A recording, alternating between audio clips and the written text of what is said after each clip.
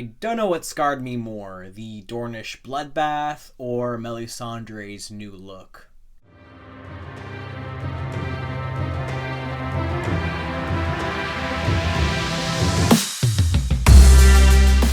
Hey folks, it's Charlie in Westeros here, and I'm so excited to talk about Game of Thrones Season 6, Episode 1. But before I get into it, I want to thank everyone on the Thrones Amino app who shared their thoughts with me after the episode aired and helped contribute to this review. And if you want to help me prepare or share your thoughts with me for my upcoming reviews right after each episode airs, be sure to download the Thrones Amino app on your iPhone or smartphone and search for Charlie in it.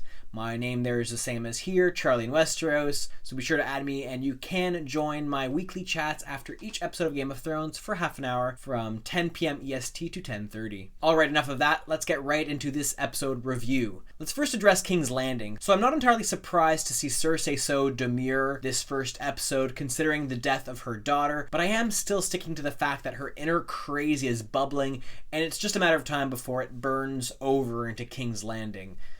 Quite literally.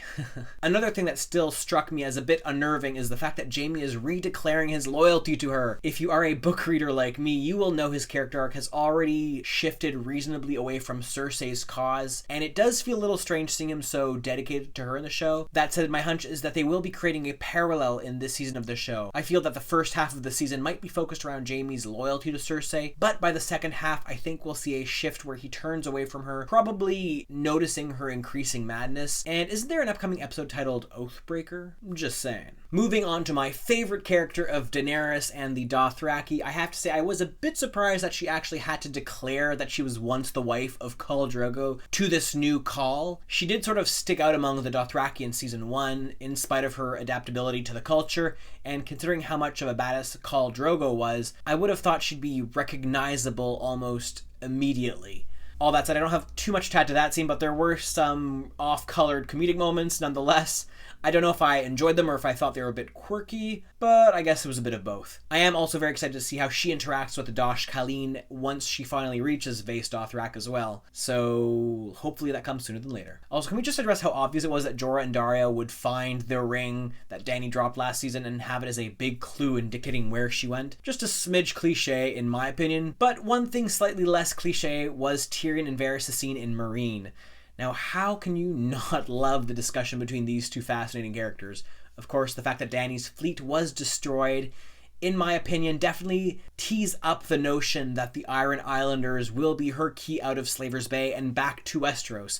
There isn't a question of that in my mind. Alrighty, let's move on to the most controversial region of Westeros now, Dorne. And I do have quite a few thoughts on Dorne. When I saw the fate of Doran and his son Trystane, I had a moment where I was just like, I literally don't care if they have unicorns and UFOs that land in that area to make things more interesting. I'm just over it. Now, once I calmed down a little, I did give it some more thought. For one thing, I think the events there basically solidify the fact that Ellaria and the Sand Snakes can pretty much be seen as the villains now, and that is certainly a radical shift from the books. Another important thing to remember, and it's something I overlooked, is that Doran Martell from the books and Doran Martell from the show are radically different, or were radically different characters, and also played radically different roles. Unfortunately, I think we are meant to see Doran as indeed a weak ruler, without any real plans of vengeance or ulterior motives in the show. Also, I realize many are skeptical that the Great Dornish plot will occur in the show as it might in the books, but I think we need to reorient our view to Ellaria and the Sand Snakes in this case. I think it might still happen, but I do think they might be the ones to orchestrate a plot to eventually support a different character for the Iron Throne. Maybe even Gendry will appear as their puppet for the throne, but then again, maybe I'm just tripping out a little because the events in Dorne this episode just made me...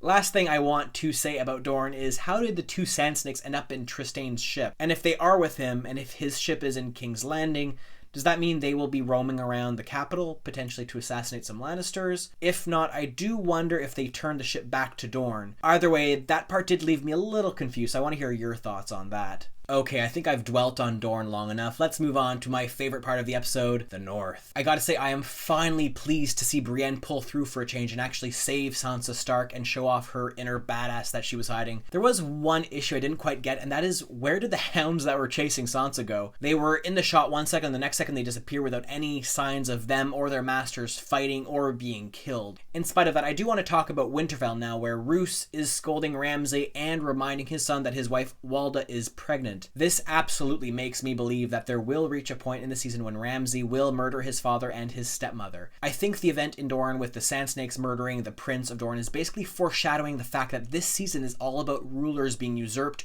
or murdered by their own family members. We had it this episode, and I absolutely believe it's going to happen again with a few other families later on. Hint, hint, Greyjoys. And also Ramsay murdering Roose will definitely emulate how Ramsay truly gives zero fucks. Going further north to the Wall, I'm a little undecided as to what to think about events there. I do have a lot of thoughts for what will occur, but I think it needs to be stated that the really interesting stuff with Jon Snow will probably happen in an episode or two. When all of that happens, I will definitely let my thoughts loose. The person of interest this episode up north was definitely Melisandre, though. Now, it has been leaked for quite some time that the Red Woman was a few hundred years old, but seeing her true form on screen was a little shocking. I have so many thoughts about Mel this episode, but I do have a separate video for that coming up soon, so check that out when it is up. For now, I will say that this episode title does solidify the fact that Mel is a person of crucial importance when it comes to deciding the fate of Jon Snow. Overall, the first episode was a pretty good one. There were a few confusing things with respect to continuity, like whether or not Mel removing her necklace allows us to truly see her real form, since she did have it removed a few seasons ago in a bathtub, yet she remained young. And there was also some random comedic moments that just felt a little out of place, but other than that, it was pretty good for the first episode of season 6. Anyway, folks, that's all for this quick review of episode 1 for season 6, entitled The Red Woman. If you want to hear even more in-depth thoughts and predictions regarding season 6, episode 1, be sure to check out my group discussions with James of Thrones and the Small Council this coming Wednesday at 7 p.m. EST. His channel will be linked in the description below. Until then, let me know what you thought about this episode and if you think there's anything especially noteworthy we should take from it. Last but not least, don't forget to like and subscribe if you enjoyed this video, and I will see you all next time.